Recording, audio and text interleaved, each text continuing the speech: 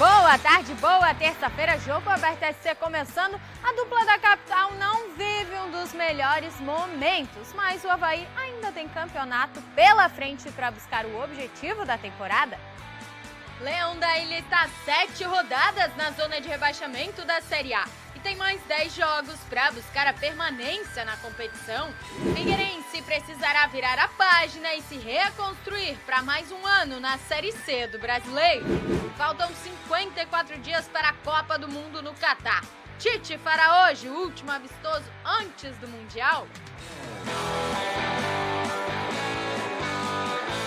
Figueirense está digerindo ainda o que aconteceu no final de semana e comigo aqui no estúdio Décio Antônio e Genilson Alves para falar um pouquinho dessa campanha do Figueirense que deixou a desejar, na opinião de vocês. Boa tarde. Boa tarde, Cacau. Realmente Figueirense dá para dizer assim, que foi incompetente fora de casa, né? Fez o trabalho dele em casa, jogou muito bem, principalmente as duas últimas partidas do quadrangular, mas quando precisou um pontinho, uma jogada melhor fora de casa, o Figueirense não teve capacidade realmente para buscar esse um ponto que ajudaria na última partida. Mesmo assim, na última partida, o Figueirense não fez a parte dele, né? Não venceu.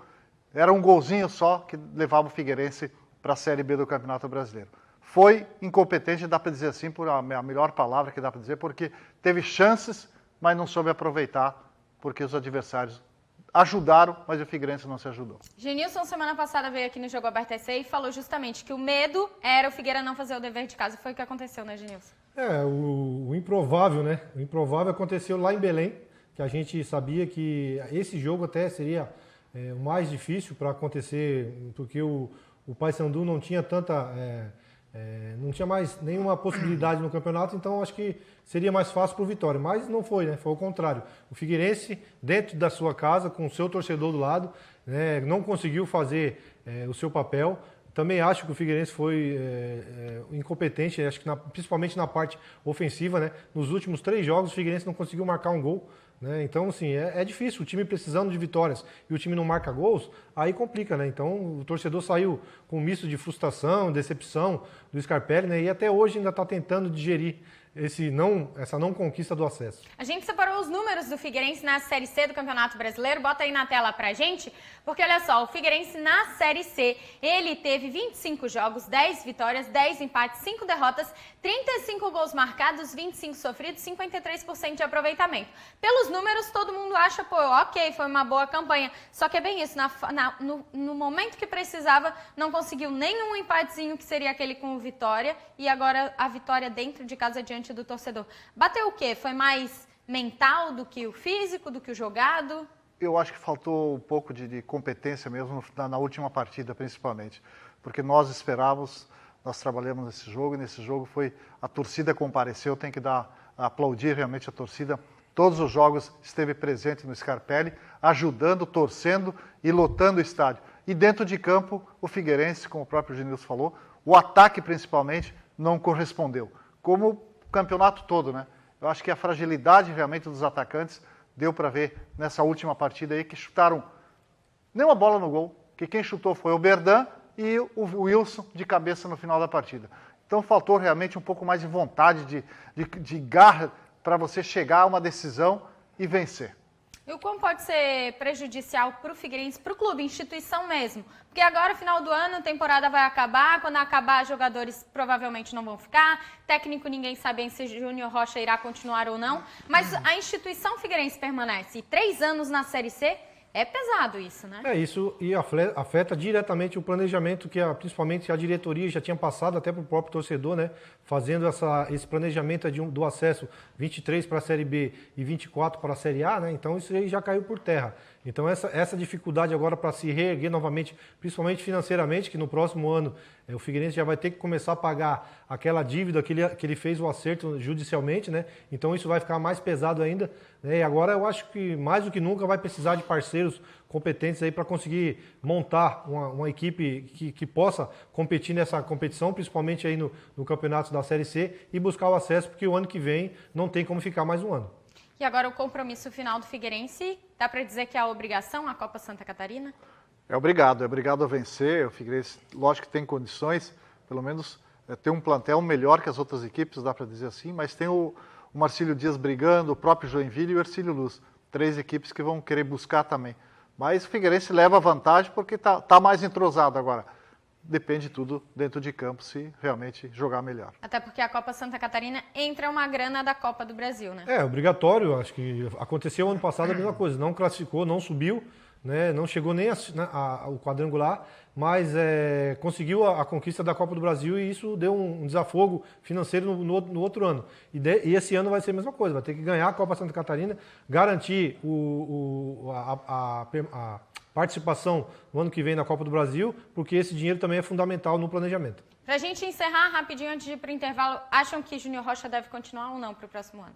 Olha, a Copa Santa Catarina, para mim, ele continua, né? Vai depender muito da sua Copa Santa Catarina, mas para mim, para o ano que vem não continuaria. Eu até tinha uma opinião diferente até domingo, até sábado passado, mas agora para mim também não, acho que tem que mudar. Bom, a gente vai para um rápido intervalo, vocês ficam aí que daqui a pouquinho a gente volta.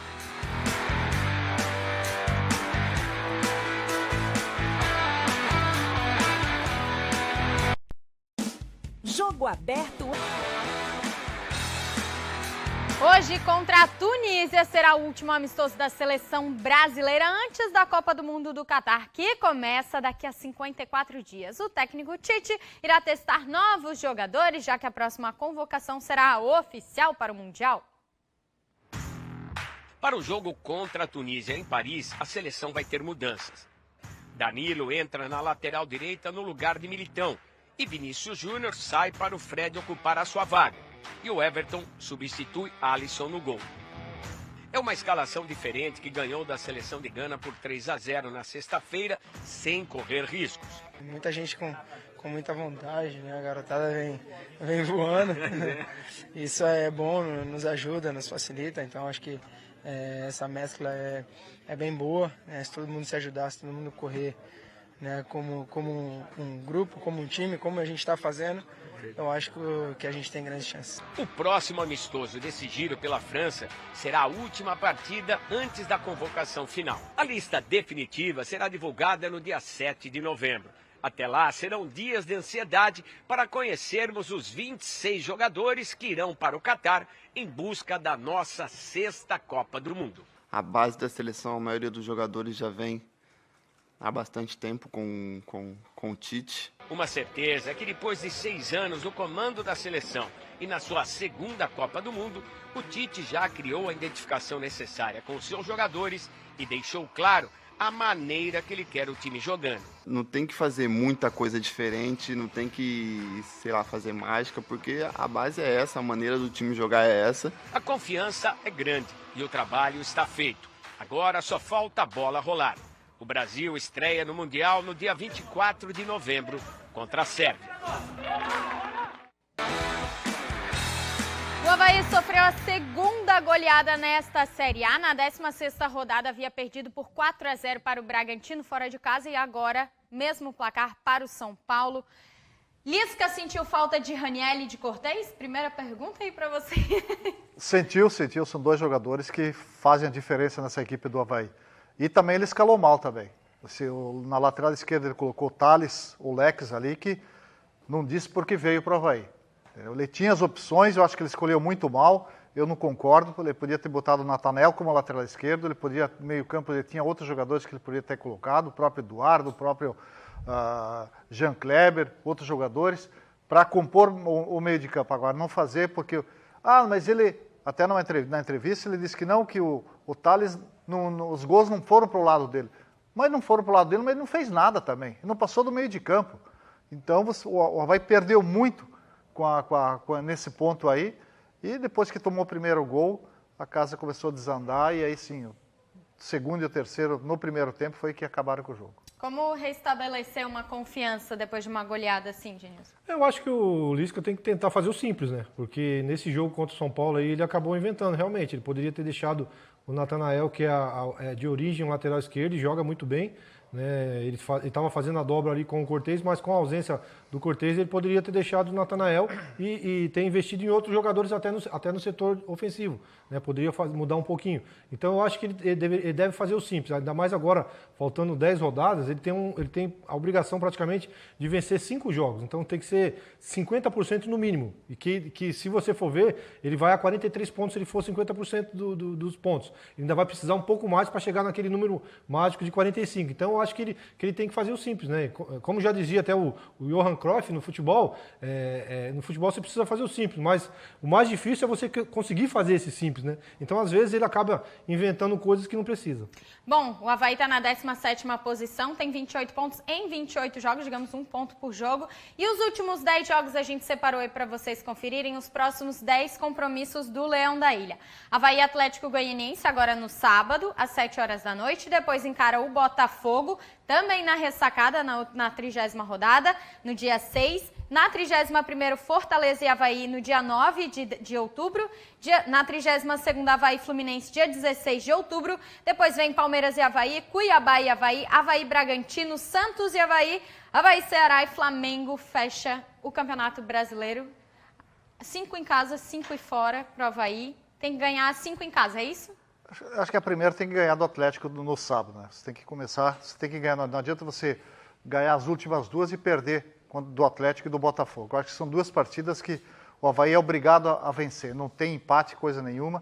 É vitória, o torcedor tem que comparecer e ajudar, porque só assim é que o Avaí vai ter condições de chegar a poder aspirar depois à classificação. Mas tem que aproveitar esse apoio do torcedor, né? Já que em casa o Avaí tem somado mais pontos mesmo. Tem que aproveitar, porque fora de casa o Avaí está com uma dificuldade também de jogar. Só tem uma vitória. Só tem uma vitória. Então agora ele vai ter praticamente dois adversários diretos, né? Que o Botafogo também está próximo. Então se ele ganhar do Atlético Goianiense, ele vai se aproximando daqueles que estão acima dele. Então, primeiramente, ele tem que fazer a sua parte em casa. 5 jogos, mas só que tem que começar nessas 2 partidas seguidas, fazer 6 pontos, senão complica. O Avaí foi o único que jogou nessa rodada até agora, né? Amanhã tem Corinthians e Atlético Goianiense, tem Coritiba e Ceará e Cuiabá e América Mineiro, que são os adversários diretos, né? Atlético Goianiense, Coritiba e Cuiabá são os adversários do Campeonato do Avaí agora. São os adversários mais diretos. Tem condições ainda, mas é aquilo que nós temos falado. Se não vencer essas 2 partidas em casa agora, a coisa começa a se complicar, né? Começa a se distanciar mais ainda, então dificulta mais. Então a vitória, depois você sai contra o Fortaleza, não é a Fortaleza, mas também é confronto direto também contra o Fortaleza. Você pode buscar alguma coisa, um pontinho fora, quem sabe jogar um pouco melhor fora de casa. Mas o importante são essas 2 partidas em casa que o torcedor tem que ajudar. O Avaí até tem feito gols, né? Mas é a segunda pior defesa do Brasileirão, 43 gols sofridos. Essa parte ali do setor defensivo, o Lisca tem que deixar um pouco mais concreta, né? Tem que tentar melhorar naquele setor, né? Eu acho que principalmente nesse último jogo, né? O time do Avaí estava muito espaço na questão de marcação. Eu acho que tem que compactar um pouco mais, né? Fechar aquele meio campo, que é por onde entra a maioria das jogadas. Se você conseguir fechar o meio campo e ajudar o seu setor defensivo, né? Aí você evita de ficar tomando sufocos. Eu vejo que ali as mudanças vai depender muito se o Ranieri voltar, o Cortez voltar, são peças fundamentais para compor melhor, aí dá uma segurança melhor. Agora o Avaí tem que ter um cuidado melhor e até trabalhar melhor, são as bolas alçadas na área, né? Quando o adversário vem, o Avaí tem sofrido muitos gols do cabeceio, não tem feito uma marcação especial. E ao contrário também, na hora que atacar, tem que trabalhar melhor, se organizar melhor no cruzamento, principalmente quando o Guerreiro estiver em campo, que é um jogador mais de área e sabe fazer gols. A gente espera que o Avaí consiga permanecer na Série A, né? O Figueirense não conseguiu o acesso, mas a gente espera que o Avaí consiga a permanência. Obrigada por estarem aqui no Jogo Aberto SC mais uma vez, dando os palpites de vocês aí certeiros, né? Conte com a gente, né? Vamos junto. O Jogo Aberto SC de hoje fica por aqui. Todas as nossas matérias, todos os assuntos, confere lá no nosso portal que está com o QR Code aí no cantinho da sua tela. Eu te espero amanhã ao meio-dia, tá bom? Tchau, tchau.